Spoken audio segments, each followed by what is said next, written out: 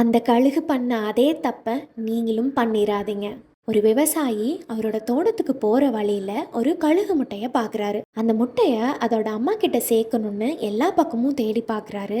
ஆனா அவரால் அதோட அம்மாவை கண்டுபிடிக்க முடியல. ரொம்ப வருத்தப்பட்டு அந்த கழுகு முட்டைய அவரோட கோழி பண்ணையில கொண்டு போய் வைக்கிறாரு. அந்த முட்டையை அடக்காத்த கோழி அது தன்னோட முட்டைன்னு நம்பி ரொம்ப பத்திரமா பாதுகாத்துட்டு வருது.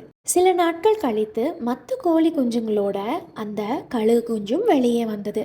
அந்த கோழிகளை மாதிரியே இந்த கழுகும் அங்கே இருக்கிற தானியங்களையும் புழுக்களையும் சாப்பிட்டுட்டு வாழ்ந்துட்டு வந்துச்சு. சில வருடங்கள் போச்சு. அந்த கழுகுக்கு பெரிய ரெக்கைகள் வந்தாலும் அந்த கழுகு தன்னை ஒரு கோழியாவே நினச்சிது. அதனால பறக்க முடியுங்கிறதையே அது மறந்துருச்சு.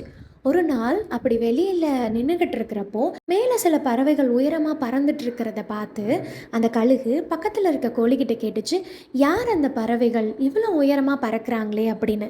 அதுக்கு அந்த கோழி சொல்லுச்சு, அவங்களுக்கெல்லாம் பேர் கழுகு. அவங்க மிக உயரமாக பறக்கிறவங்க. அவங்கள மாதிரி நம்மளெல்லாம் பறக்கவே முடியாது, அதை நினச்சி கூட பார்க்க முடியாது அப்படின்ச்சு. அப்போ அந்த கழுகு ரொம்ப வருத்தப்பட்டு நினச்சிதான், ச்சே, நம்மளும் ஒரு கழுகாக பிறந்திருக்கலாம்ல, ரொம்ப உயரமாக பறந்துருப்போம்ல அப்படின்னு நினச்சி ரொம்ப ஃபீல் பண்ணுச்சான்.